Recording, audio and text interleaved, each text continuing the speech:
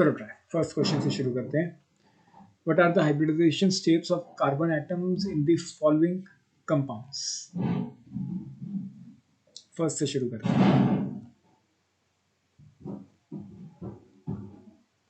याद है साक्षी हाइब्रिडाइजेशन या नहीं? Yes sir. बताओ, आंसर्स ट्राई करो।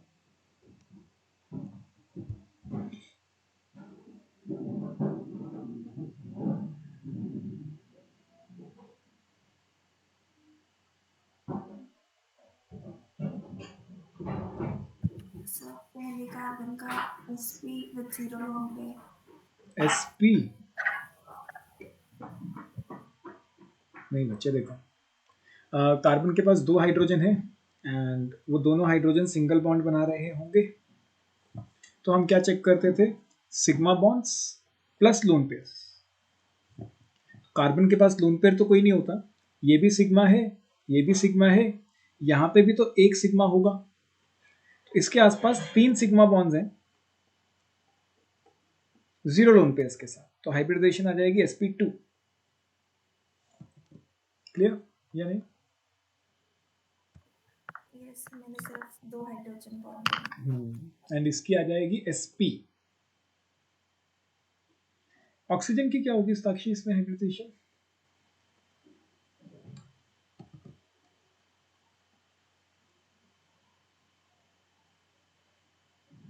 sp3 with 3 lone pairs. दोबारा ट्राई करो। चलो देखो, ऑक्सीजन की अगर हम बात करते हैं, ऑक्सीजन के पास टोटल 8 इलेक्ट्रॉन्स होते हैं, या मैं ये कह सकता हूँ 6 valence electrons. 2 lone pairs. sp2 with 2 lone pairs. sp2 with 2 lone pairs।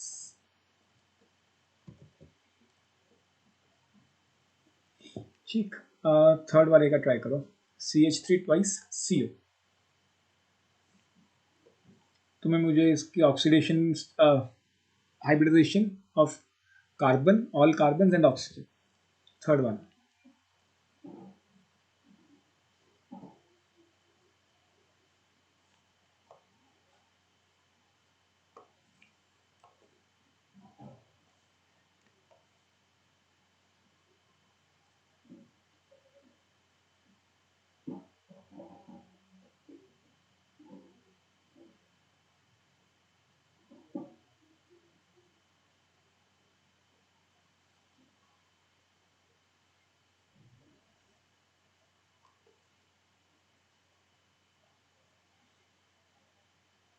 Sir पहले की sp3 और फिर sp2।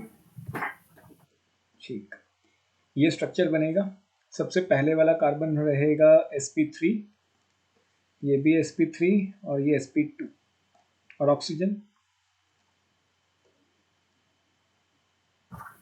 Sir second CH3 CH double bond CH2 नहीं है? अच्छा सेकंड में बच्चे, मैंने थर्ड कहा था। चलो सेकंड में भी sp3, ये बनेगा sp2 एंड ये sp3। ठीक, ये थर्ड हो गया। थर्ड में sp3 sp2 sp3 और ऑक्सीजन की बताऊंगी।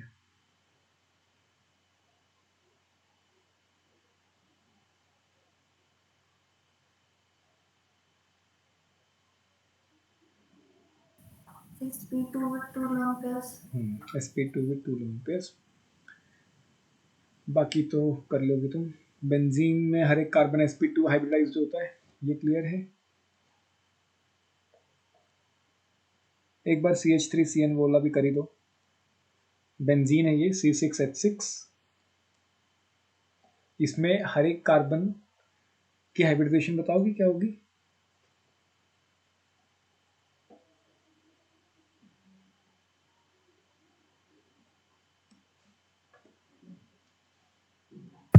sp2।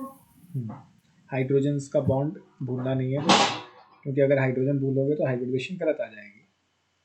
तो यहाँ पे हर एक कार्बन पे हाइड्रोजन लगा होता है, तो every carbon is sp2 hybridised.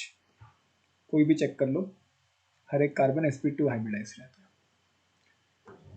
ये वाला ट्राई करो, CH2 double bond CH CN।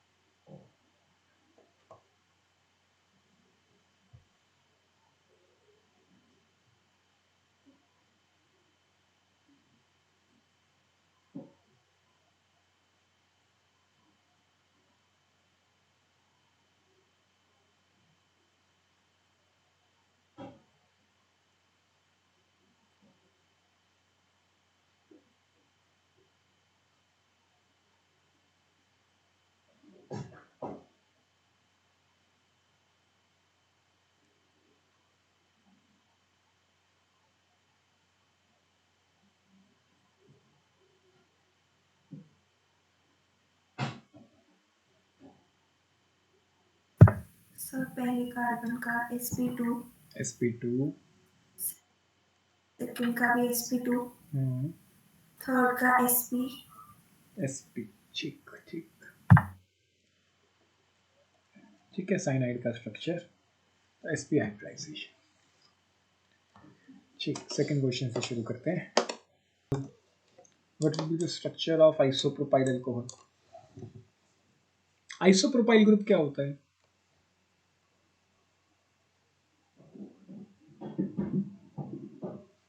Sir जिसमें सेकंड उस पे सेकंड कार्बन पे लगा होता है। प्रोपाइल मतलब दो कार्बन है एंड ये लॉन्गेस्ट चेन से जुड़ा हुआ है मान लो, तो जो सेकंड कार्बन है उस पर कार्बन लगा होता है, यही होता है आइसोप्रोपाइल।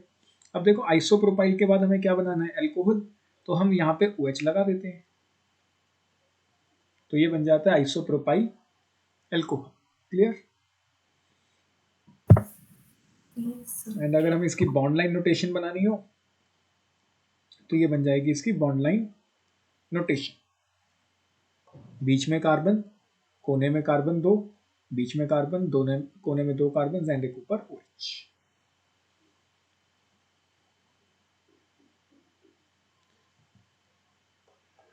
एंड अगर मुझे ये स्ट्रक्चर बनाना हो 2 hydroxy propane 1,2,3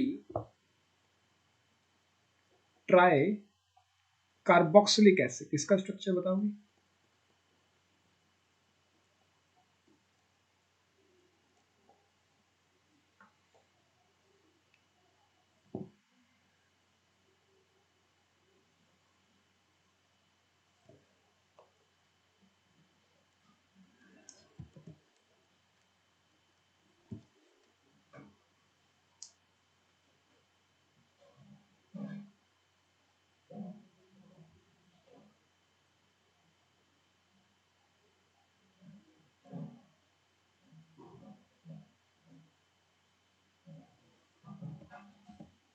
two hydroxy propane 1,2,3 try carboxylic acid. चलो देखो, पहले मुझे ना ये क्वेश्चन करने से पहले मुझे इसका स्ट्रक्चर, इसका नाम बताओ एक बार। ये क्या है? Ethanoic acid. और जो इसमें हम लॉन्गेस्ट चेन लेते हैं उसमें कार्बोक्सिलिक एसिड वाला कार्बन हम इंक्लूड करते हैं या नहीं? Yes sir. अगर हम कार्बोक्सिलिक एसिड वाला कार्बन इंक्लूड कर लें, हम नंबर 1 इसको कर रहे हैं, नंबर 2 इसको कर रहे हैं, तो दो कार्बन है तो एथ, सिंगल बॉन्ड्स है तो एन, और 1 पे क्या लगा है? Oic acid. मतलब हम कार्बोक्सिलिक एसिड नहीं लिखते, हम क्या लिखते हैं? Oic acid. जब हम कार्बन को इंक्लूड कर लेते हैं, carbon of COOH included in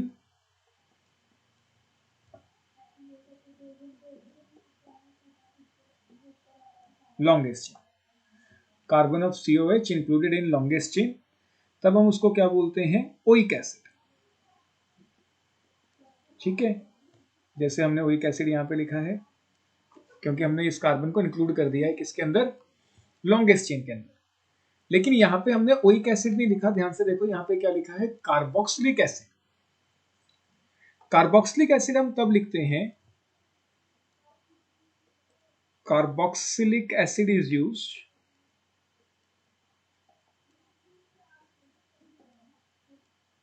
if carbon of COOH is not included in longest chain। कहने का मतलब क्या है, मान लो अपनी कोई लॉन्गेस्ट चेन जा रही है, ये कोई लॉन्गेस्ट चेन है एंड लॉन्गेस्ट चेन से मैंने COH लगा दिया, तब मैं इसको कार्बोक्सिलिक एसिड बोलूंगा। तब मैं इसको क्या बोलूंगा, कार्बोक्सिलिक एसिड बोलूंगा, क्योंकि ये जो कार्बन है ये लॉन्गेस्ट चेन में इंक्लूड नहीं है। अब देखो जैसे इस क्वेश्चन में अपने को क्या दिया था, प्रोपीन, प्रोप मतलब 3 कार्बन्स, ठीक है। 2 पे क्या लगाना था, हाइड्रोक्सी, हाइड्रोक्सी क्या होता है, OH, तो 2 पे मैंने लगाया OH। अब 1, 2 और 3 पे क्या लगाना है, कार्बोक्सिलिक एसिड। कार्बोक्सिलिक एसिड मतलब मुझे क्या लगाना है, COOH। ये क्लियर या नहीं? सर अगर COOH बिल्कुल एंड पे है तो वो इंक्लूड नहीं होते? नहीं बच्चे, ऐसा नहीं है। अगर यहाँ पे 2 ही होते COH, होता क्या है असली में कि अगर मान लो ऐसा कोई स्ट्रक्चर होता,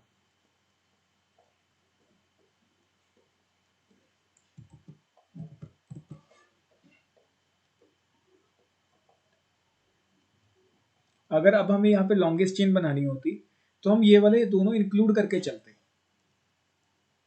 क्यों? क्योंकि 2 फंक्शनल ग्रुप हैं, मेन OH तो सब्स्टिट्यूएंट बन जाता है ना, जब कार्बोक्सिलिक एसिड आता है तो OH क्या बन जाता है, सब्स्टिट्यूएंट। तो अपने पास 2 फंक्शनल ग्रुप्स थे, हमने दोनों को इंक्लूड कर लिया, जितने हैं उतने इंक्लूड कर लिए। तब इसका क्या नाम पड़ता, नंबरिंग कहीं से भी शुरू कर लो, कोई फर्क नहीं पड़ेगा। तो 3 हाइड्रोक्सी पेंटेन, 5 कार्बन है तो पेंट, सिंगल बॉन्ड्स है तो एन, और 1 पे क्या लगा है, 1 पे और 5 पे 2 बार लगा है तो डाई ओइक एसिड, क्योंकि हमने लॉन्गेस्ट चेन में इंक्लूड किया। लेकिन होता क्या है, अब जैसे यहाँ पे 3 थे, 3 में से मैं सिर्फ 2 ही लॉन्गेस्ट चेन में इंक्लूड कर सकता हूं, तीसरा कभी भी लॉन्गेस्ट चेन में इंक्लूड नहीं होगा। 3 में से मैं सिर्फ कितने इंक्लूड कर सकता हूं लॉन्गेस्ट चेन में, 2। तो एक के साथ थोड़ा सा भेदभाव हो जाता है, तो भेदभाव ना हो तो हम तीनों को ही एक्सक्लूड कर देते हैं। या तो तीनों को इंक्लूड करो, जो पॉसिबल नहीं है, यहाँ पे 2 थे तो दोनों को इंक्लूड करना पॉसिबल था तो हमने इंक्लूड किया।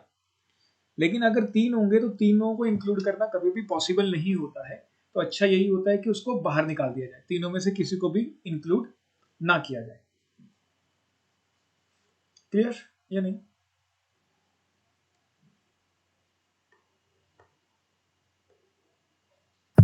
यस। पक्का? बेसिकली ये भी फंक्शनल ग्रुप की तरह ही माने जाते हैं, जब हम लॉन्गेस्ट चेन से डायरेक्टली अटैच करते हैं तब भी ये फंक्शनल ग्रुप ही रहता है। ऐसा नहीं कि सब्स्टिट्यूएंट बन गया, रहेगा अब भी ये फंक्शनल ग्रुप ही, बस ओइक एसिड की जगह हम क्या लगा देते हैं, कार्बोक्सिलिक एसिड।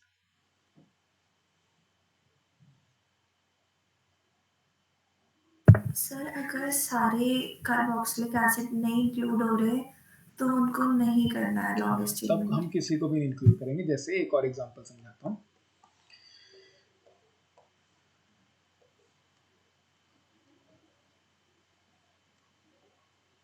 जैसे ये है,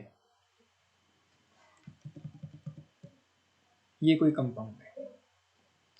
अब देखो हमने पढ़ा था कि या तो हम साइक्लिक रिंग को पेरेंट लेते हैं या साइड चेन को पेरेंट लेते हैं, याद है? Yes sir. अब अगर मैं साइड चेन की बात करूं तो इसमें एक ही कार्बन है, तो इससे अच्छा ये है कि मैं इसको पेरेंट मान लेता हूं। इसको मैंने क्या मान लिया, पेरेंट मान लिया। अगर मैं इसको पेरेंट मानता हूं तो मेरा जो COH है वो डायरेक्टली अटैच हो गया, मतलब अभी भी वो फंक्शनल ग्रुप की तरह ही बिहेव कर रहा है, क्योंकि जो मेरा COH है वो डायरेक्टली अटैच हो गया किससे, लॉन्गेस्ट चेन से। तो अब मैं इसका क्या नाम लिखूंगा, देखो नंबर 1 पे लगा है तो कोई भी सब्स्टिट्यूएंट नहीं है, जो पेरेंट कंपाउंड है वो साइक्लो है, साइक्लोहेक्सेन, और 1 पे क्या लगा है, कार्बोक्सिलिक एसिड। आया समझ या नहीं? Yes sir. मतलब ये एक तरीके का नॉमेनक्लेचर ही है। जो इसका नाम बताओ मुझे एक बार।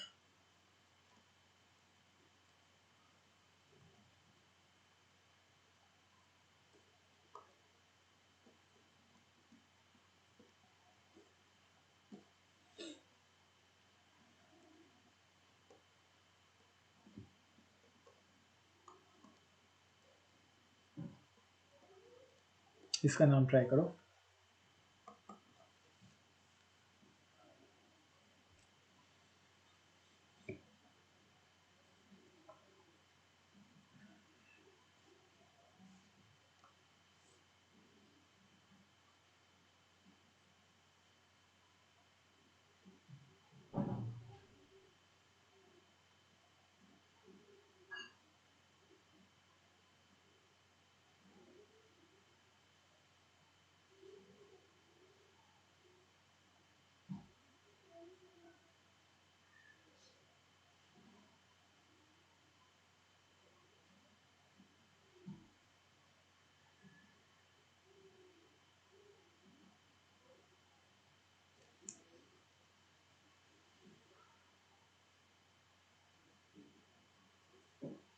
नहीं, cyclobutane 3 bromo cyclobutane 1,4 carboxylic acid.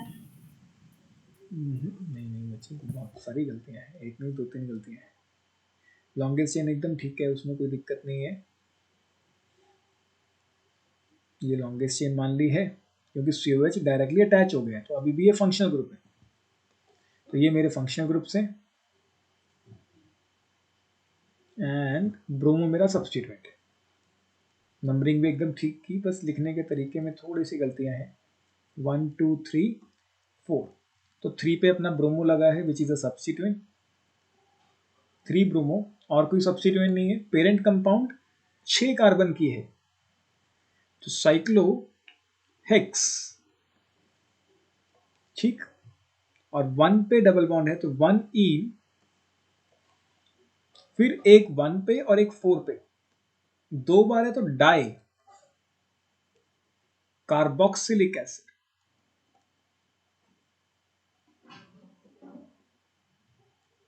Clear या नहीं?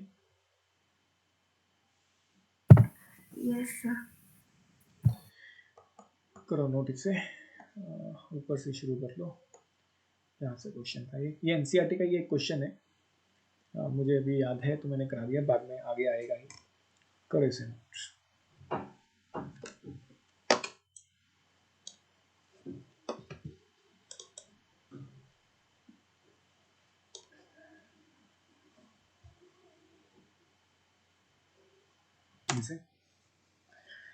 इस कंपाउंड का IUPAC नेम, और इसमें कौन सा फंक्शनल ग्रुप है।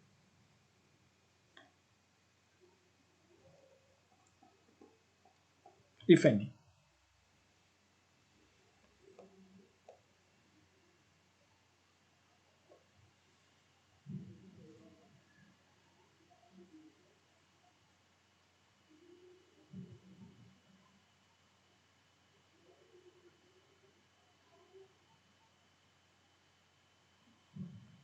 मैं कर पाऊँ साक्षी? करो।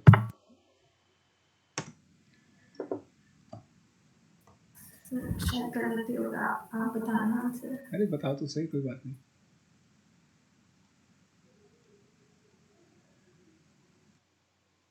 बताओ बताओ बताओ, नाम बताओ, क्या लिखा है।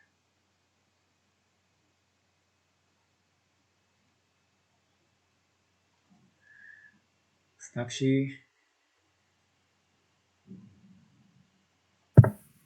3-methyl-pentene। नहीं अच्छा, इसमें जो CN है दिस इज नाइट्राइल, ये एक फंक्शनल ग्रुप है। ये हम नाइट्राइल्स हैं, नाइट्राइल एक फंक्शनल ग्रुप है, ठीक, ये फंक्शनल ग्रुप है नाइट्राइल। एंड अगर हम इसकी अब नेमिंग करें तो नंबर 1 इसको करना पड़ेगा क्योंकि कार्बन इंक्लूड कर लिया है हमने, नंबर 2 इसको करना पड़ेगा, 3 इसको करना पड़ेगा, 4 इसको एंड 5 इसको। तो 3 पे लगा है मिथाइल, 3 मिथाइल, 5 कार्बन की चेन है तो पेंट, सिंगल बॉन्ड्स हैं तो एन, और 1 पे ही क्या लगा है, नाइट्राइल। क्लियर, कोई डाउट?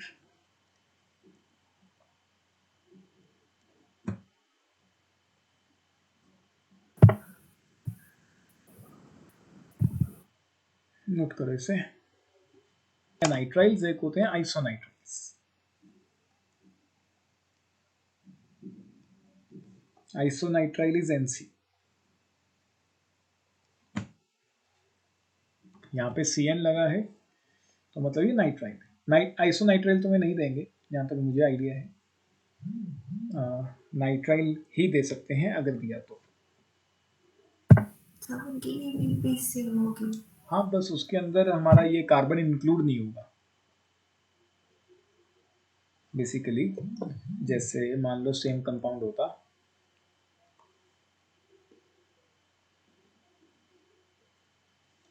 यहाँ पे NC लगा होता,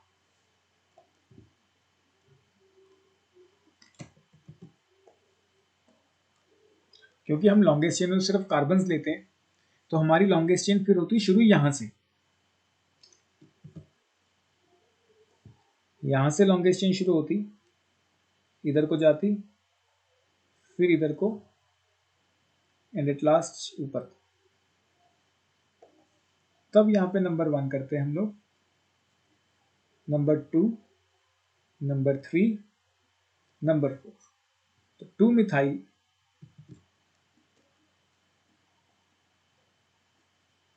2 मिथाइल ब्यूट एन 1 पे क्या लगा है, आइसोनाइट्राइल। क्लियर, कोई डाउट? सर जो हमने फंक्शनल ग्रुप की नेमिंग किया उनके अलावा सबकी ऐसे ही होती है? मतलब सबकी जैसे अल्कोहल की अलग होती है और इनकी अलग होती है, और बाकी जिसकी हमने नहीं की जैसे आई थिंक नाइट्रो कंपाउंड वगैरह की। नाइट्रो कंपाउंड्स बच्चे है वो functional group.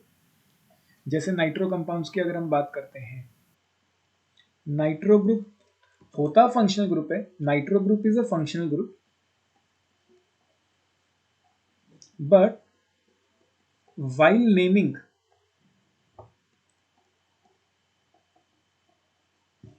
it is considered as substituent।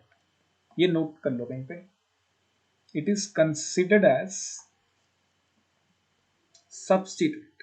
होता फंक्शनल ग्रुप है लेकिन ये ऐसा फंक्शनल ग्रुप है जिसकी नेमिंग के टाइम पे हम इसको एज अ सब्स्टिट्यूएंट लेते हैं। ठीक है, नाइट्रो ग्रुप एक फंक्शनल ग्रुप है लेकिन इसकी नेमिंग के टाइम पे हम इसको क्या लेके मानते हैं, क्या लेके चलते हैं, एज अ सब्स्टिट्यूएंट लेके चलते हैं। कहने का मतलब क्या है,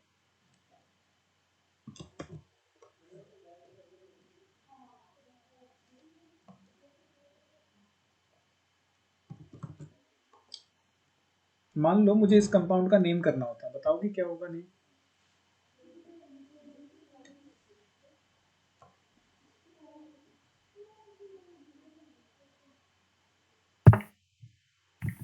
nitro compound, nitro compound beauty. 2 nitro butane. ठीक, यस सर। अगर हमें, या एक काम करते हैं, कल मैं तुम्हें सारे फंक्शनल ग्रुप्स का ना नॉमेनक्लेचर सिखा देता हूँ। कल सुबह क्लास लगानी भी है, वैसे भी 2 घंटे के आराम से, उसमें पूरा टॉपिक ही खत्म हो जाएगा। मतलब जो नहीं भी है सिलेबस में वो पूरा कंप्लीट ही कर लेते हैं। सर कल पुराने वाले टाइमिंग पे क्लास हो सकती है सेम? पुराने वाले पे लगा लेते हैं, क्या वो स्कूल जाना है? नहीं सर, बाहर जाना है। बाहर जाना है, कोई बात नहीं, शाम को लगा लेंगे। इसका नाम बताओगे साक्षी?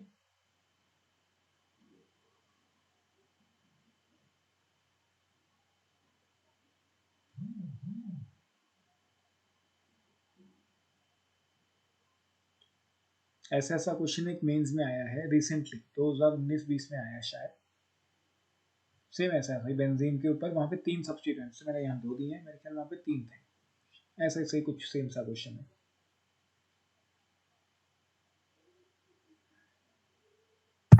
One chloro 3 nitro benzene. अब देखो नाइट्रो है फंक्शनल ग्रुप, लेकिन हम उसको फंक्शनल ग्रुप की तरह लेते नहीं है, हम क्लोरीन को ही प्रेफरेंस दे रहे हैं क्योंकि हम उसको सब्स्टिट्यूएंट की तरह ही लेके चलते हैं। तो क्लोरीन को प्रेफरेंस क्यों दी? क्योंकि अल्फाबेटिकली सी पहले आता है। ठीक, तो 1 क्लोरो 3 नाइट्रो फिर बेंजीन।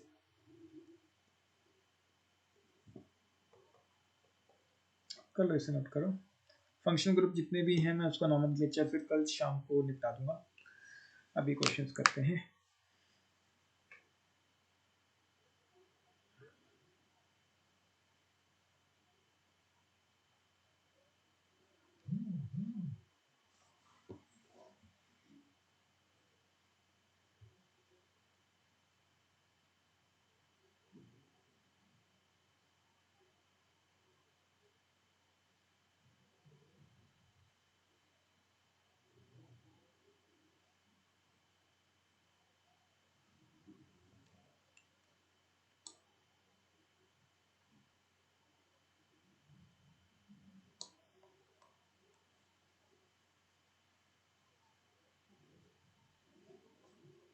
मैंने तुम्हें इथर्स का नेमिंग सिखाया था, इथर्स का।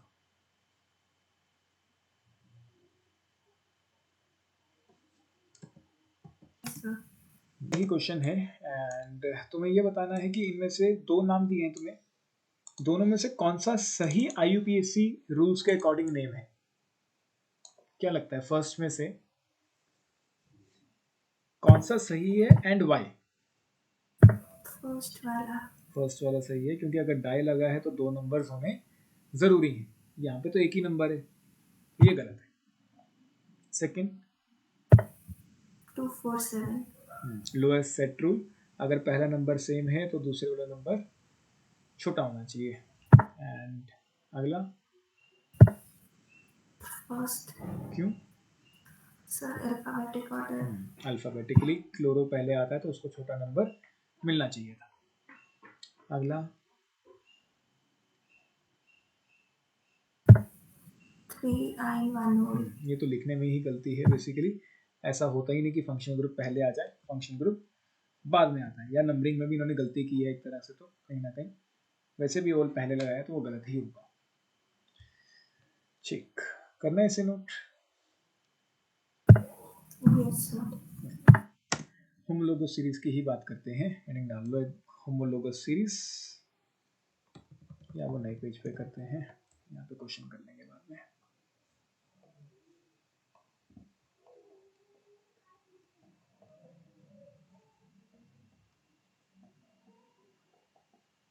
होमोलोगस सीरीज, होमोलोगस सीरीज की अगर हम डेफिनेशन की बात करें, it is the series of elements, it is the series of elements having same general molecular formula, general molecular formula same होता है and similar chemical properties, chemical properties भी इसकी क्या होती हैं? Similar, and similar chemical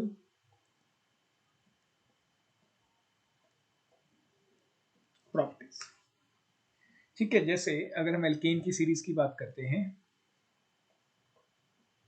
alkene के अंदर CnH2n+2, this is alkane, general formula, general molecular formula, तो ये जनरल मॉलिकुलर फॉर्मूला है। ठीक, CnH2n+2 ये जनरलाइज्ड फॉर्मूला है। अगर हम इसके फर्स्ट मेंबर की बात करना चाहते हैं, फर्स्ट मेंबर की बात करना चाहते हैं तो n की वैल्यू क्या पुट कर देते हैं? 1, तो फॉर्मूला क्या बन जाएगा, C1H4। हमने पढ़ा था ना कि अल्केन्स के अंदर जितने कार्बन होते हैं हाइड्रोजन डबल से 2 ज़्यादा होते हैं।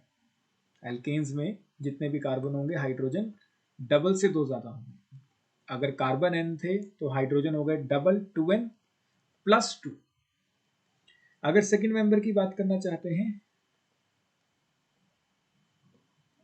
तो n की वैल्यू 2 पुट कर देंगे, फिर थर्ड के लिए n की वैल्यू 3 आ जाएगी, फोर्थ के लिए n की वैल्यू 4 आ जाएगी। और यहाँ पे हम एक और पॉइंट ध्यान से देख सकते हैं, every member of the homologous series differ from its previous member by a CH2 unit। इन दोनों में एक कार्बन एक्स्ट्रा है, जब यहां से यहां आए नीचे तो एक कार्बन बढ़ गया और 2 हाइड्रोजन बढ़ गए। जब सेकंड से थर्ड पे आ रहे हो तो फिर से ध्यान से देखो, एक कार्बन बढ़ गया है और 2 हाइड्रोजन बढ़ गए। तो हर एक होमोलोगस सीरीज का मेंबर अपने प्रीवियस मेंबर से डिफर करता है बाय CH2 यूनिट। क्लियर या नहीं? Yes, sir. Every member of homologous series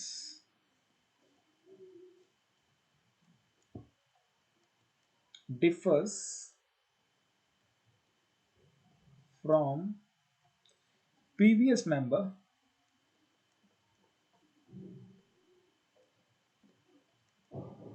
by CH2 unit। And CH2 का मास कितना होता है, 14। एक कार्बन है, 2 हाइड्रोजन है, तो अगर हम मासेस देखें तो 14 AMU। तो CH2 यूनिट से वेरी करता है एंड 14 AMU ऑफ मास से वेरी करता है। कोई डाउट? No, sir. एल्कीन का फर्स्ट मेंबर बताओगी साक्षी, कौन सा होगा?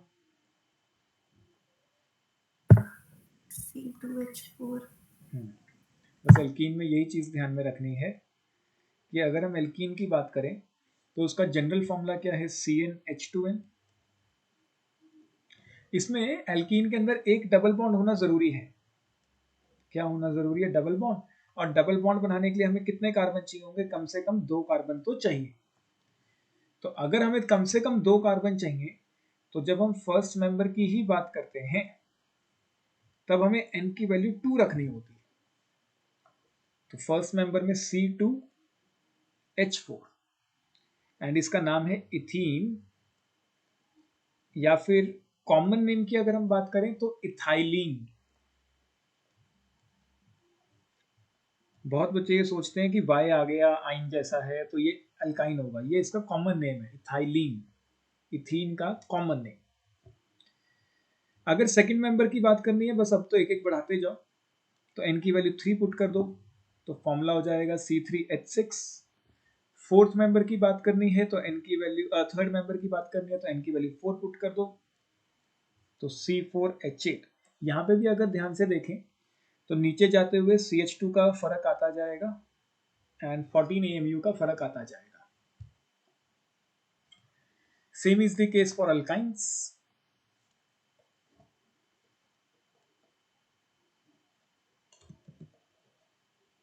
अल्काइंस में भी जो जनरल फॉर्मूला रहता है वो रहता है CnH2n-2, डबल से 2 कम। एंड इसमें ट्रिपल बॉन्ड होना जरूरी है। ट्रिपल बॉन्ड जरूरी है तो वो भी 2 कार्बन के बिना तो बनेगा नहीं। इसमें भी जो फर्स्ट मेंबर है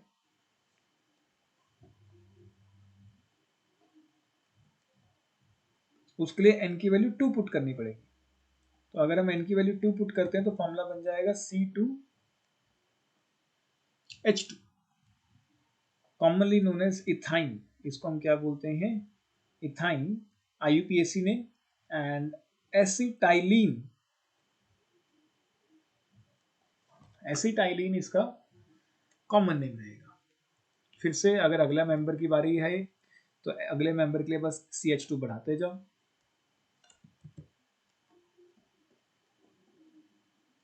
कोई डाउट? No, sir. पहले इसे नोट करो।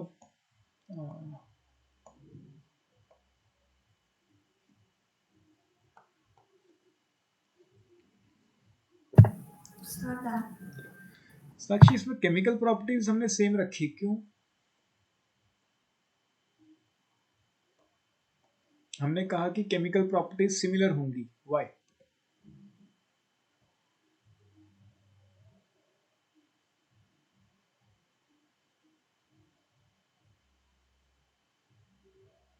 जनरल फॉर्मूला तो समझ आ रहा है कि same general formula, but why similar chemical properties?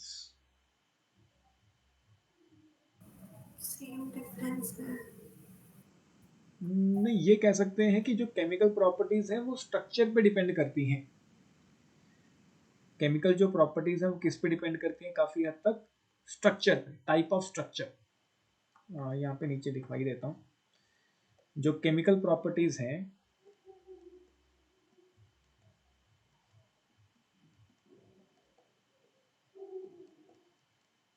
ये डिपेंड करती हैं, depends on type of structure. Type of structure का मतलब ये कह सकते हैं type of bond, type of bond, chemical bond. अब अगर हम एक एल्केन की बात करते हैं तो एल्केन की सीरीज में जितने भी मेंबर हैं उन सब में सिंगल बॉन्ड्स होंगे। उन सब में कितने बॉन्ड्स होंगे? सिंगल बॉन्ड्स होंगे। तो सबकी केमिकल रिएक्शन एक जैसी ही होगी। अगर हम एल्कीन की बात करें तो एल्कीन में डबल बॉन्ड होगा ही होगा, तो सब में जो रिएक्शन है वो उस डबल बॉन्ड के कारण हो रही होगी, उनका स्ट्रक्चर एक जैसा है। वहीं पे अगर हम एक अल्काइन की बात करते हैं तो अल्काइन में ट्रिपल बॉन्ड होगा ही होगा, जिसके कारण उसकी रिएक्शन ट्रिपल बॉन्ड से मैच करती होगी। क्लियर या नहीं? फिजिकल प्रॉपर्टीज का क्या कह सकते हैं? क्या फिजिकल प्रॉपर्टीज भी सेम रहेंगी या नहीं?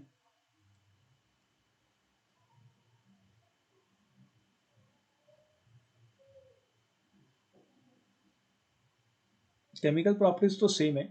एल्कीन जितने भी देख लो, सब में सिंगल बॉन्ड होगा तो उसकी केमिकल प्रॉपर्टीज सेम है। एल्कीन में डबल बॉन्ड होगा ही होगा तो उसकी प्रॉपर्टीज उस जैसी रहेंगी। अल्काइन में हमेशा ट्रिपल बॉन्ड आएगा ही आएगा, तो उसकी प्रॉपर्टीज ट्रिपल बॉन्ड से मैच कर रही होंगी। लेकिन व्हाट अबाउट फिजिकल प्रॉपर्टीज? क्या लगता है? इन सब का मास सेम नहीं है तो शायद डिफरेंट होगी। फिजिकल प्रॉपर्टीज जो होती हैं वो डिपेंड करती हैं मास पे। तो क्योंकि मास नीचे जाते हुए बढ़ता है, हम एक नॉर्मल सी सीरीज लिख लेते हैं एल्केन की ही, एक एग्जांपल के तौर पे C3H8 C4H10 C5H12 C6H14। जैसे जैसे हम नीचे जा रहे हैं, नीचे जाते हुए मास बढ़ता है, मास बढ़ता जा रहा है। एंड जो फिजिकल प्रॉपर्टीज हैं, physical properties depends on mass, depends on मास, या हम कह सकते हैं इंटरमॉलिक्यूलर फोर्सेस, इंटरमॉलिक्यूलर फोर्सेस। अब जैसे जैसे मास बढ़ता है वैसे वैसे इंटरमॉलिक्यूलर फोर्सेस भी बढ़ती है।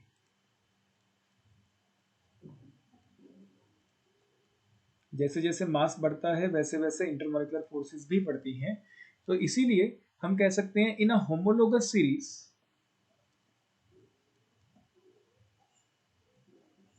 इन होमोलोगस सीरीज फिजिकल प्रॉपर्टीज वे, फिजिकल प्रॉपर्टीज वेरी करती हैं। फॉर एग्जाम्पल, जब हम ऊपर की ये 4 कंपाउंड्स की बात करते हैं, इनका मास बहुत ज्यादा नहीं है, कंपैरेटिवली मास बहुत ज्यादा नहीं है, तो फोर्सेस वीक हैं, तो ये गैसेस हैं। लेकिन अगर हम इसके नीचे वालों की बात करें तो ये लिक्विड्स हैं, तो फिजिकल स्टेट चेंज हो गई which is under a physical property.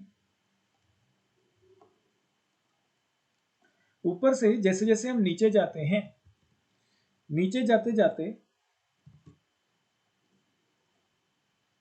Boiling point भी बढ़ता रहता है, बॉइलिंग पॉइंट इंक्रीजेस। क्यों? क्योंकि फोर्सेस बढ़ रही हैं।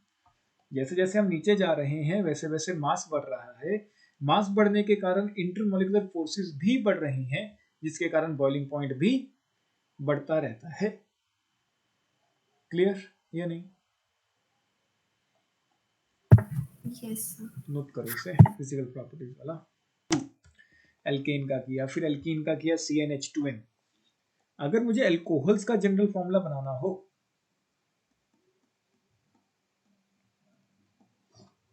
तो क्या हो सकता है?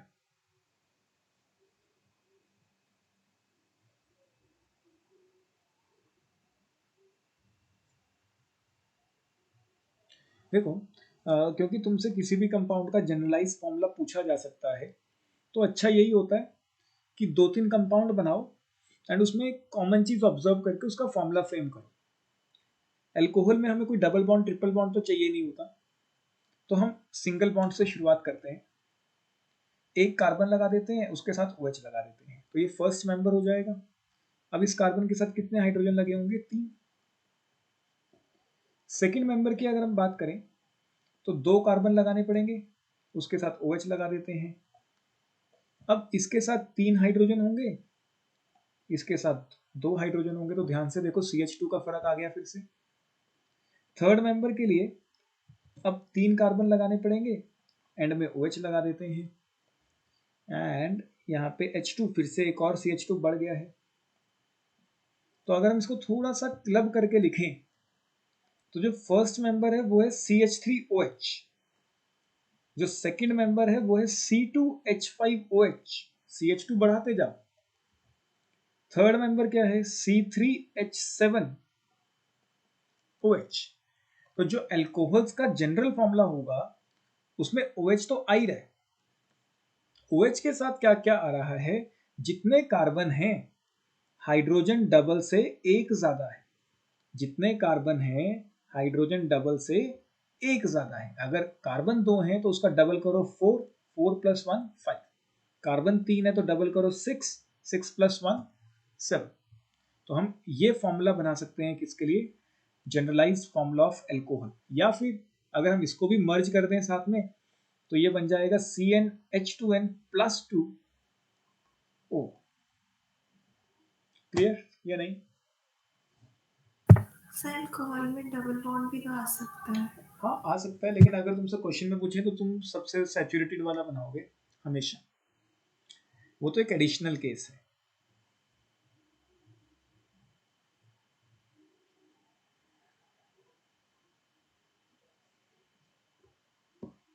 मतलब जब तक डबल बॉन्ड या ट्रिपल बॉन्ड कंपलसरी ना हो तब तक हम उसको बनाते नहीं।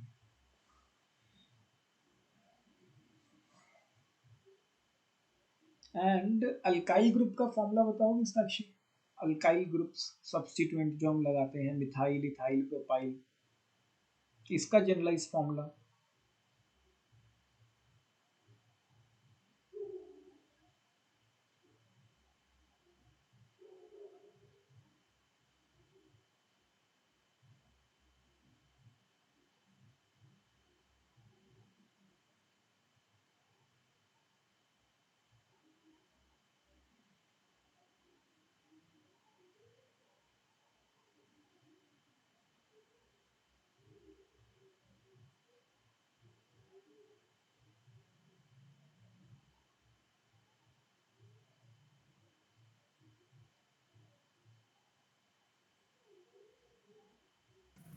CnH2n + 5। बिल्कुल। तो अल्काइल मतलब जो हमारे सब्स्टिट्यूएंट्स होते हैं, इसका जनरलाइज फॉर्मूला बनेगा CnH2n + 1। सिंपल सा है, ये हमारी लॉन्गेस्ट चेंज आ रही है, 2-3 लिख लेते हैं। एंड जो पहला मेंबर होगा उसके अंदर एक ही कार्बन होगा, मिथाइल, 3 हाइड्रोजन लगाने पड़ेंगे। दूसरे मेंबर के अंदर 2 कार्बन लगाने पड़ेंगे, तो CH2 CH3।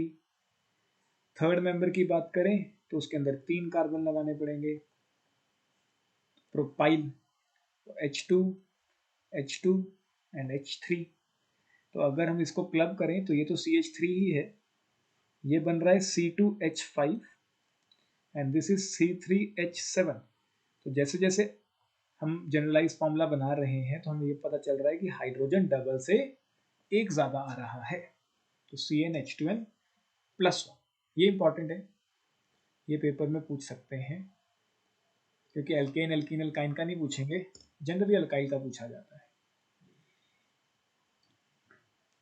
नोट करो इसे। टेबल में ना एक चीज और नोट करो साक्षी, जब हम होमोलोगस सीरीज बनाते हैं, होमोलोगस सीरीज बनाते हुए फंक्शनल ग्रुप या अनसैचुरेशन की पोजीशन चेंज नहीं होनी चाहिए। हमने हमेशा कोने पे लगाया है, नंबर 1 पे। कभी भी होमोलोगस सीरीज लिखते हुए किसी भी अनसैचुरेशन की, जैसे अगर हम एल्कीन्स की होमोलोगस सीरीज की बात करते हैं, तो अगर एल्कीन में नंबर 1 पे डबल बॉन्ड है तो हर एक में नंबर 1 पे ही रहना चाहिए, कभी भी उसकी पोजीशन चेंज नहीं होनी चाहिए।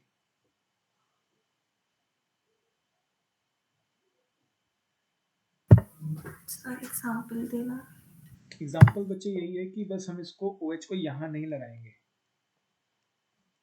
ठीक है, हम कॉर्नर पे ही रहने देंगे, बीच में नहीं लगाओगे। अगर तुमसे कभी भी पूछा जाए, मतलब जैसे अभी हम क्वेश्चन करेंगे ना इसमें कि होमोलोगस सीरीज के मेंबर्स बताने हैं, तो जब तुमसे ऐसा कोई कहे कि फर्स्ट 5 मेंबर्स बता दो, जैसे ये फर्स्ट 3 मेंबर्स हमने बनाए, तो जब तुम फर्स्ट 5 मेंबर्स बनाओगे या फर्स्ट 3 मेंबर्स बनाओगे, जहाँ पे तुमने एक बार OH लगा दिया है तुम OH को वहीं रहने दोगे।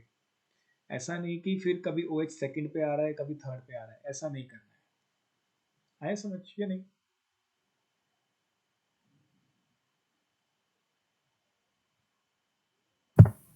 सर ये सिर्फ फंक्शनल ग्रुप के केस में होगा। अनसैचुरेशन के केस में भी, अगर अनसैचुरेशन हमने कोने पे रखी है तो वो हमेशा कोने पे ही रहनी चाहिए, ऐसा नहीं कि फिर वो कभी बीच में आ रही है और कभी कोने पे जा रही है। Okay sir. ठीक है, नोट कर लो इसे, फिर क्वेश्चन पे आते हैं। अब इस क्वेश्चन पे आओ। Draw the formulas for the first 5 members of each homologous series beginning with the following compounds। तो मतलब हमें कार्बोक्सिलिक एसिड की होमोलोगस सीरीज बात की है। अब देखो, जब कार्बोक्सिलिक एसिड की बात करते हैं तो फर्स्ट मेंबर के अंदर एक ही कार्बन होगा। अब सेकंड मेंबर कैसे बनाओगे, 2 कार्बन बना दो और कार्बोक्सिलिक एसिड एक को रहने दो और इसकी वैलेंसी सेटिस्फाई कर दो यूजिंग हाइड्रोजन। अगर थर्ड मेंबर के लिए बोल रहा है, थर्ड मेंबर के लिए कितने कार्बन आ जाएंगे, 3 कार्बन, लेकिन इस वाले को रहने दो कार्बोक्सिलिक एसिड, बाकियों की वैलेंसी सेटिस्फाई कर दो हाइड्रोजन लगा के। हाइड्रोजन जरूर लगाने।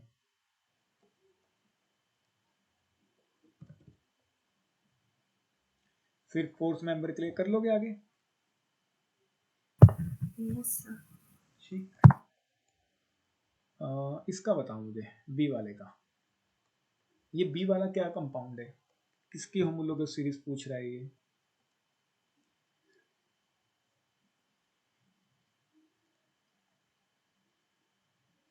कीटोन्स की, बिल्कुल। तो CH3CO। अब देखो कीटोन के लिए पहला मेंबर ही 3 कार्बन होना चाहिए, 2 कार्बन से बात ही नहीं बनेगी। क्यों नहीं बनेगी? क्योंकि फिर तो डबल बॉन्ड O के दोनों साइड पे कार्बन चाहिए होता है अपने को। कीटोन बनाने के लिए CO के दोनों साइड पे क्या लगाना पड़ता है, कार्बन। तो कम से कम 3 कार्बन होने जरूरी है। क्लियर या नहीं? Yes sir. तो सेकंड मेंबर की अगर हम बात करें तो 3 की जगह 4 बना देते हैं, बस CO को हिलाना नहीं है, यहाँ पे CH2 जोड़ देते हैं, बीच में एक कार्बन हमने एक्स्ट्रा जोड़ दिया। फिर अगले मेंबर की बात करेंगे, अगले मेंबर में भी बस एक एक कार्बन बढ़ाते जाओ, लेकिन अच्छा यही रहता है कि कभी भी फंक्शनल ग्रुप की पोजीशन चेंज ना करो। ऐसा नहीं कि कर नहीं सकते हैं, कुछ ना कुछ गड़बड़ हो जाएगी, अच्छा है कि उसको वहीं रहने दें और एक एक कार्बन बढ़ाते जाए। क्लियर?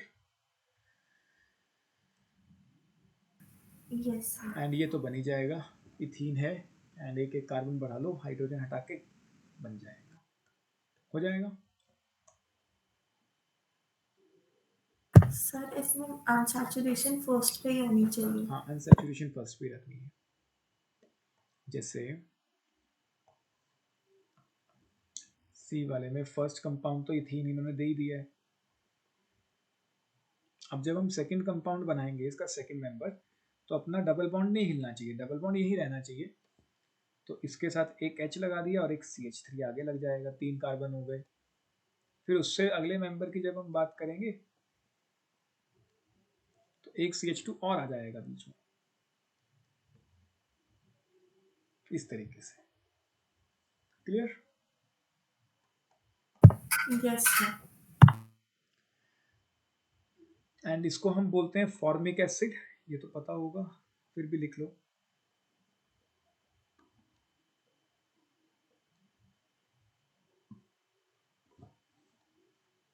एल्डिहाइड बनाने के लिए कितने कार्बन चाहिए होंगे साक्षी, कम से कम?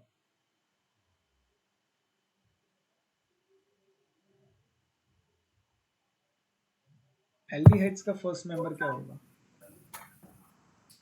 2 कार्बन। 2 कार्बन। वाई?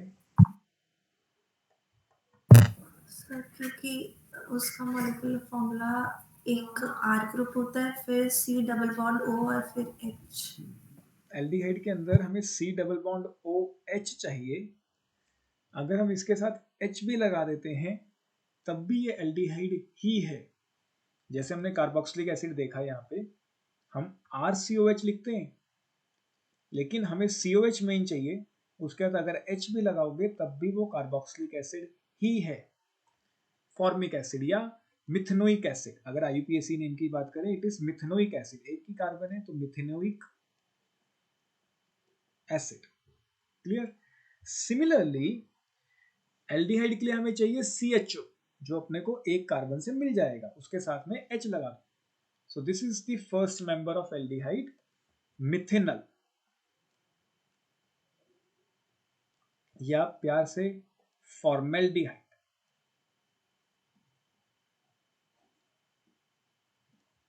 क्लियर या नहीं? सर शायद जब हमने मैंने वहां पे इसके R नाम लिखवाया था, मुझे याद है, मैंने जब फंक्शनल ग्रुप लिखवाया मैंने वहां पे R लिखवाया, और वहां पे मैंने बताया कि R is any alkyl group, मतलब कार्बन कंटेनिंग कंपाउंड। मुझे याद है मैंने वहां पे लिखवाया ये चीज, carbon containing compound, generally carbon containing compound, लेकिन H भी हो सकता है कुछ कुछ जगहों पे, हर एक जगहों पे H नहीं हो सकता।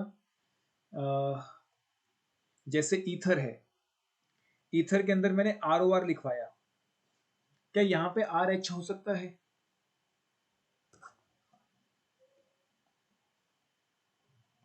क्या ईथर्स के अंदर मैं R को H से सब्स्टिट्यूट कर सकता हूँ? Yes sir. चल करके देखते हैं, करके देखते हैं। मान लेते हैं एक साइड तो मैं कार्बन ही लगा लेता हूँ, या दोनों साइड पहले H से सब्स्टिट्यूट कर लेता हूँ। दोनों साइड तो H से सब्स्टिट्यूट किया तब तो ये वाटर बन गया, water is not an ether. तो यहाँ पे R can not be H। अब एक काम करके देखते हैं, एक को कार्बन रहने देते हैं, एक को H लगा लेते हैं, क्या ये काम चलेगा अपना?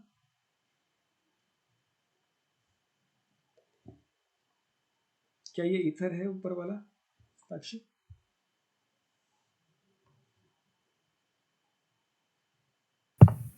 Yes sir. बच्चे अल्कोहल है।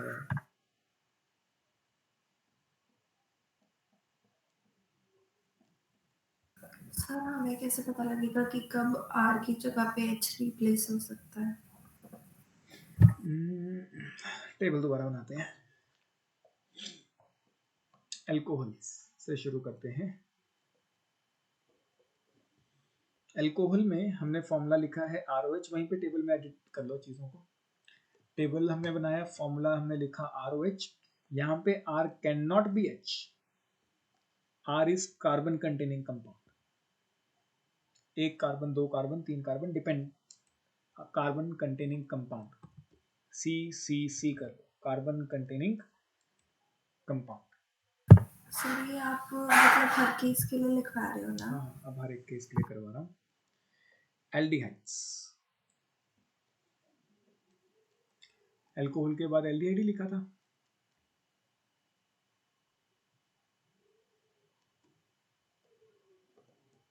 सर थायोल लिखा था।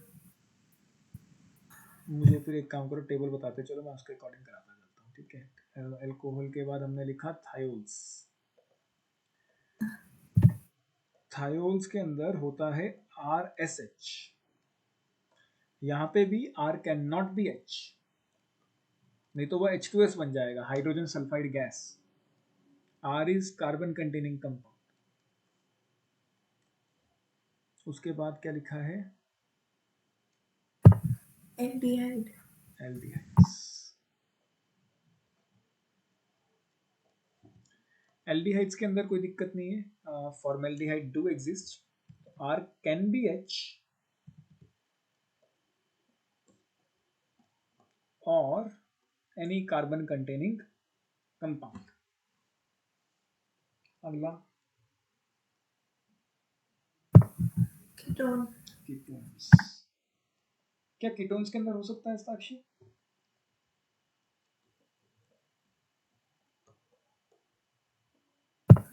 No sir. क्योंकि अगर H लगाया फिर तो वो एल्डिहाइड बन जाएगा। तो R can not be H, it is only a carbon containing compound.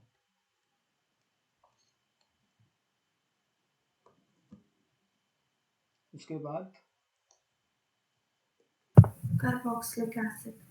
इसके अंदर तो हो सकता है, अभी अभी हमने देखा ही है, कार्बोक्सिलिक एसिड्स के अंदर RCOH, मेन इज COH, वो अपने को मिल चुका है। तो यहाँ पे R कैन बी H और एनी कार्बन कंटेनिंग कंपाउंड।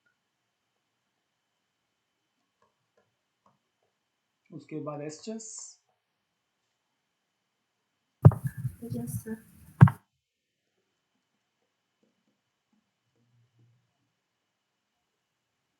यहाँ पे भी H हो सकता है।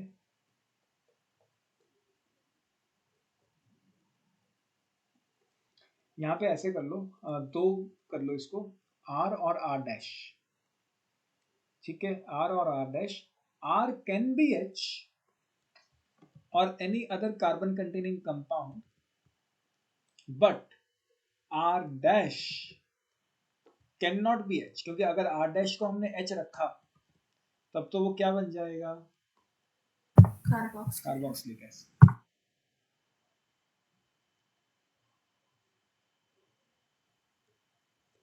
उसके बाद एमाइड्स। अमाइड्स। अमाइड्स में तुम्हें जनरल फॉर्मूला क्या लिखवाया है? RCON लिखवाया है या NH2 भी कराया मैंने वहां पे? यहीं पे छोड़ दिया। NH2। उसको भी थोड़ा सा मॉडिफाई कर लो, क्योंकि कल हम उसी के हिसाब से नेमिंग कर देंगे, जो आज ये टेबल बनाएंगे इसके हिसाब से। N होना चाहिए, कुछ भी हो सकता है यहाँ पे, इट कैन बी H और यहाँ पे कुछ भी हो सकता है। यहाँ पे जो मैंने बॉन्ड्स खाली छोड़े हैं, इट कैन बी H और एनी कार्बन कंटेनिंग कंपाउंड।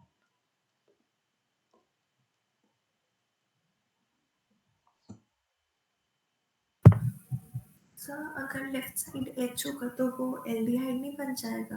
नहीं बच्चे, अगर CO के साथ एक भी N लगा होता है तो इट इज अमाइड। एल्डिहाइड के अंदर CO के साथ N नहीं लग सकता है या CO के साथ O नहीं लग सकता है। ऐसे तो देखो, अभी हमने ऊपर एस्टर किया, यहाँ पे मैंने बताया कि R कैन बी H, तो अगर इधर वाला हिस्सा देखें फिर तो एल्डिहाइड बन गया। लेकिन एल्डिहाइड तभी बनता है अगर CO के साथ अकेला H हो, मतलब उसके बाद O या N नहीं होना चाहिए इधर वाले हिस्से में, ठीक या नहीं?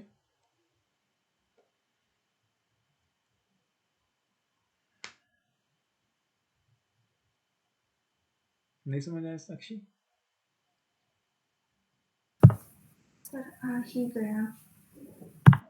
देखो बच्चे, CO जब भी आएगा ना, CO के साथ पहले ये देख लिया करो कि O या N तो नहीं है।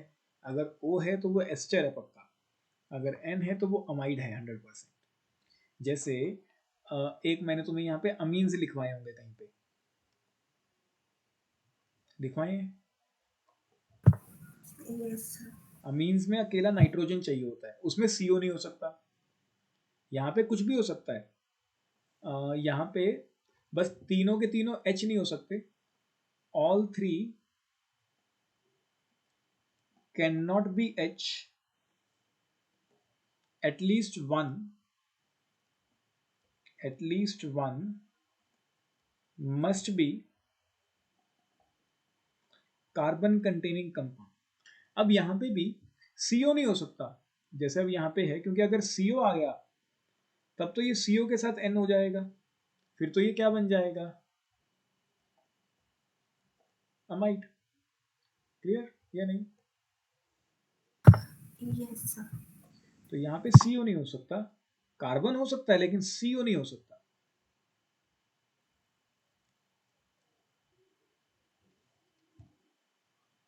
इसके बाद कौन सा कराया है? सर एमाइन नहीं कराया था, फिर acid aldehydes, halide sorry, acid halides.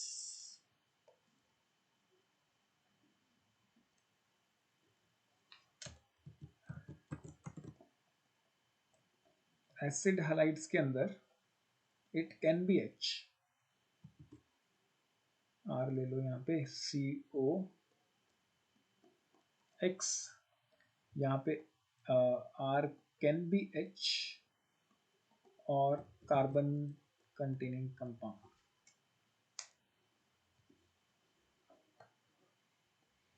उसके बाद नाइट्राइल कंपाउंड, नाइट्राइल कंपाउंड। नहीं, क्या लिखा है? Nitro containing, sir nitro compound. अच्छा नाइट्रो कंपाउंड्स। नाइट्रो कंपाउंड्स में H नहीं हो सकता, इट मस्ट बी कार्बन।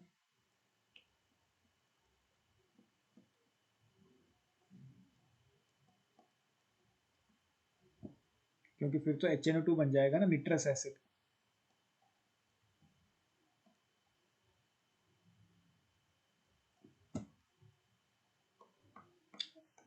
इसके बाद भी लिखवाया है।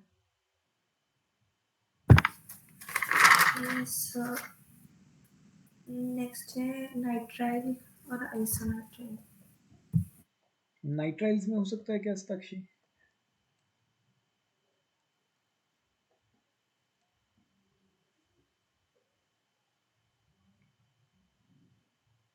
क्या लगता है? बेसिकली अगर अभी तुम ध्यान से देखो, अगर वो कुछ और ही कंपाउंड बन रहा है जो इनऑर्गेनिक का है, तब हम कह रहे हैं कि वो H नहीं हो सकता। जैसे यहाँ पे H लगाते ही HNO2 बन गया, नाइट्रस एसिड, तो हमने मना कर दिया कि H नहीं हो सकता। क्या यहाँ पे H लगा के कुछ अलग सा कंपाउंड बन रहा है जो पहले पड़ा हो इनऑर्गेनिक में? बेसिकली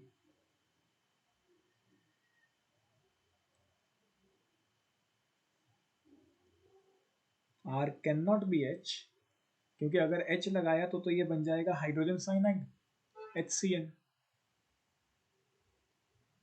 क्लियर या नहीं? Yes sir. Same is the case with आइसोनाइट्राइल्स।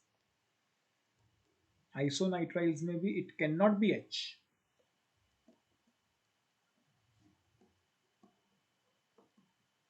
It must be a carbon containing compound. देखो अगर हम CBSE पॉइंट ऑफ व्यू से बात करते हैं तो नाइट्राइल्स देख सकते हो तुम, ठीक, और तुम थोड़ा सा उसके बाद ध्यान रखो अमीन्स का, अमाइड्स का, एस्टर्स, ये सारे ही कहीं ना कहीं ध्यान देने वाले हैं। बस एक आधा हलाइड छोड़ सकते हो, नाइट्रो कंटेनिंग कर ही लो, थायोल्स छोड़ सकते हो, लेकिन ज़्यादा कुछ है नहीं छोड़ने वाला, तो थोड़ा ध्यान में तो रखना ही होगा चीज़ों को।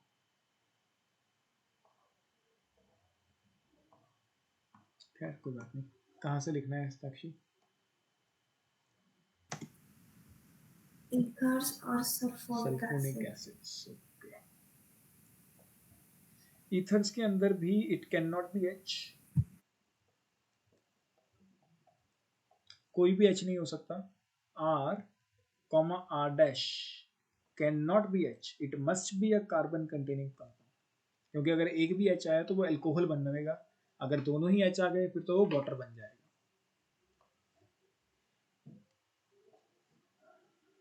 बेसिकली जब भी कोई फंक्शनल ग्रुप तुम्हें ढूंढना है तो थोड़ा सा प्रैक्टिस चाहिए होगी, इसमें मिल तो जाया करेगा. Sulphonic acids,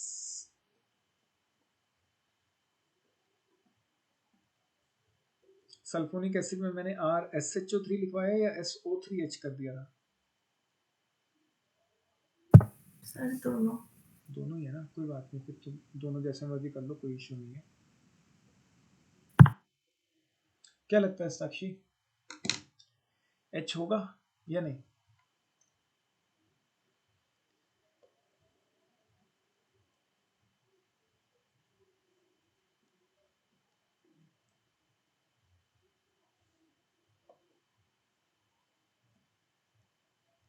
R can not be H.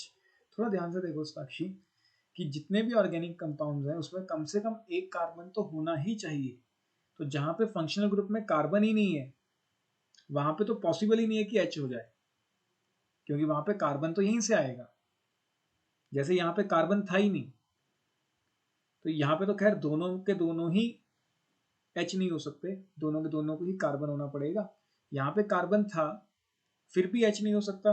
मतलब ऐसा जरूरी नहीं है कि कार्बन है फंक्शनल ग्रुप में तो वो H हो सकता है. बेसिकली मैं ये बताने की कोशिश कर रहा हूँ कि अगर फंक्शनल ग्रुप में कार्बन नहीं है तब तो 100% श्योर है कि वो कार्बन ही होगा, H नहीं हो सकता. और कोई देखो जहाँ पे कार्बन ना हो, जैसे यहाँ था N, फंक्शनल ग्रुप में कार्बन था ही नहीं, तो हमने कहा कि one must be carbon containing compound, कम से कम एक तो कार्बन आना चाहिए. ठीक. एल्कोहल, एल्कोहल्स के अंदर, थायोल्स के अंदर कार्बन था ही नहीं, तो हमने कहा कि it must be a carbon containing compound.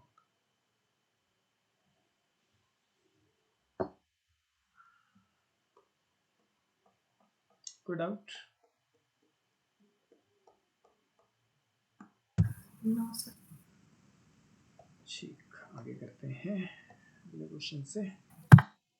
वैसे हमने ये कार्बन वाला शुरू क्यों किया था, हम कौन सा टॉपिक डिस्कस कर रहे थे ऐसा? 2 मिनट को क्या डिस्कस कर रहे थे?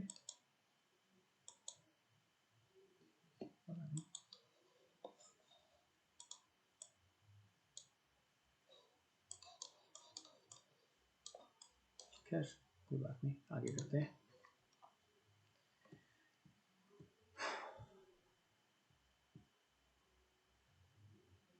बॉन्ड लाइन फॉर्मूलाज बना लो बिना साक्षी. Yes sir. ये रहा वो क्वेश्चन जो मैं तुम्हें तब करा रहा था. मुझे इसका बॉन्ड लाइन और कंडेंस फॉर्मूला बताओ कैसे बनाओगे. क्वेश्चन ये है कि इसके अंदर फंक्शनल ग्रुप पहचानने कौन कौन से हैं, ऑल फंक्शनल ग्रुप्स प्रेजेंट, चाहे उसको सब्स्टिट्यूएंट मान रहे हो चाहे नहीं मान रहे हो, तो नेमिंग में सब्स्टिट्यूएंट मान रहे हैं ना. ठीक है, तो इसमें एक तो एल्कोहल है, फंक्शनल ग्रुप्स कौन कौन से हैं इसके अंदर, एल्कोहल एंड कार्बोक्सिलिक एसिड. दूसरा पार्ट है इसका बॉन्ड लाइन नोटेशन बतानी है इसकी, एंड कॉम्पैक्ट फॉर्म बताना है. करो, ट्राई करो. Bond line and compact form of this compound.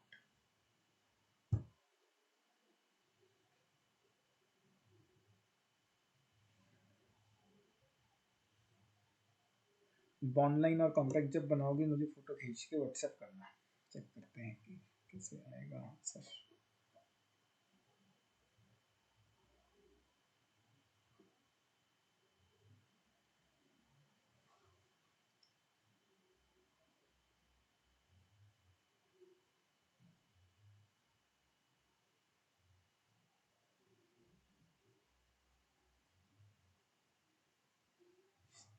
तो ये बॉन्ड लाइन, ये बॉन्ड लाइन बननी थी इसकी. ठीक, बॉन्ड लाइन सही है.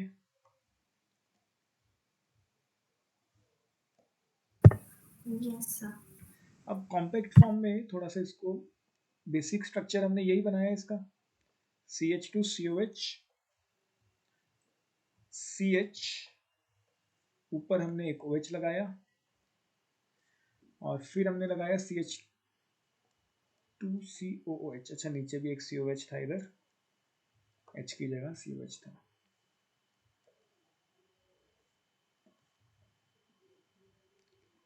बेसिकली कुछ रिपीटिंग यूनिट देखो कि क्या चीज रिपीट हो रही है, उसको हम ब्रैकेट में डाल पाए। तो यहाँ पे क्या चीज रिपीट हो रही है, CH2COH। ध्यान से देखो, CH2COH 2 बार लगा है। किससे लगा है 2 बार? इस कार्बन से। तो हम क्या करते हैं, हम ये लिखते हैं कि एक कार्बन है जिसके साथ एक H लगा हुआ है, उसके साथ 2 बार क्या लगा है, CH2COOH। 2 बार क्या लगा है, CH2COH, और एंड में फिर उसके साथ क्या लग जाएगा, COH। आया समझ या नहीं? CH कहाँ से आया? CH नहीं, कार्बन, कार्बन, COH आएगा। एक कार्बन है जिसके साथ एक OH लगा है, OH के बाद CH2COH लगा है 2 बार। तुम चाहो तो OH को एंड में लिख सकते हो, वो कोई इशू नहीं है। COH से पहले लिख लो, ब्रैकेट को पहले लिख लो, वो कोई इशू नहीं, जैसे मर्जी अरेंज कर लो इन तीनों चीज़ों को। बेसिकली एक बार ब्रैकेट लिखना है, फिर OH, फिर COH, ऐसे भी कर सकते हो। लेकिन वही OH और COH में कंफ्यूजन सी ना हो, इसलिए मैंने OH पहले कर दिया है, फिर ब्रैकेट, फिर COH। कोई डाउट?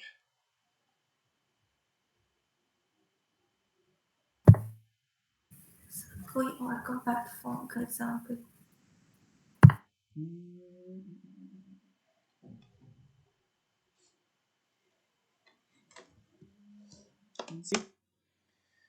कहाँ से आया होगा 2 बार एल्डिहाइड, कहाँ से आया होगा इसमें?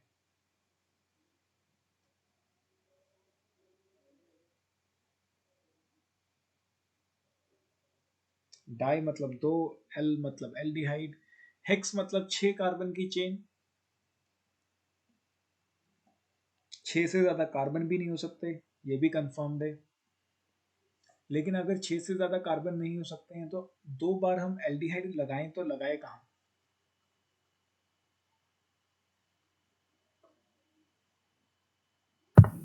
कॉर्नर्स। बिल्कुल, एल्डिहाइड हमेशा कॉर्नर्स पे आते हैं।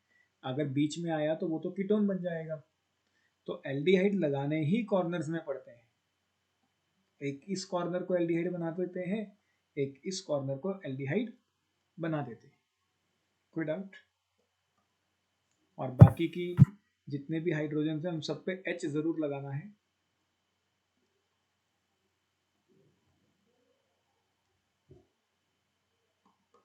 अब थोड़ा ध्यान से देखो, अगर मुझे इसका बॉन्ड लाइन बनाना है तो टोटल 6 कार्बन हैं अपने पास, 1 2 3 4 5 6 कार्बन हैं।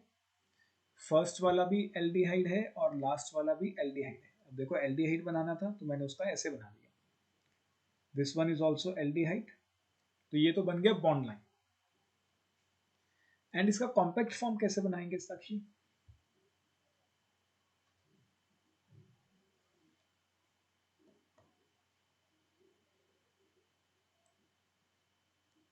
देखो कॉम्पैक्ट फॉर्म कैसे है, CHO है, उस CHO के बाद क्या है, CH2 कितनी बार, 4 बार। उसके बाद है CH2 कितनी बार, 4 बार, और एंड में फिर से क्या है, CH। क्लियर या नहीं?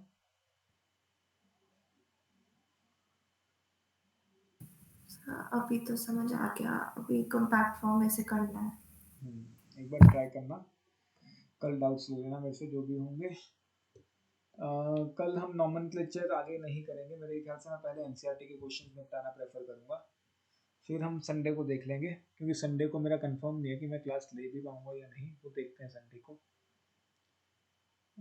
संडे को देखते हैं, उसके बाद आगे करेंगे। ठीक है,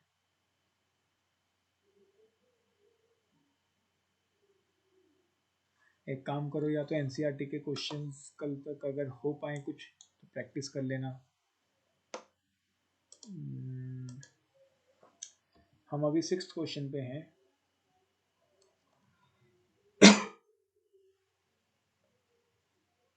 सिक्स पे हैं अभी तो हम। बाकी एक बार ट्राई करना कि कुछ हो जाए, नहीं तो फिर मैं कराऊंगा ही आगे। ठीक है,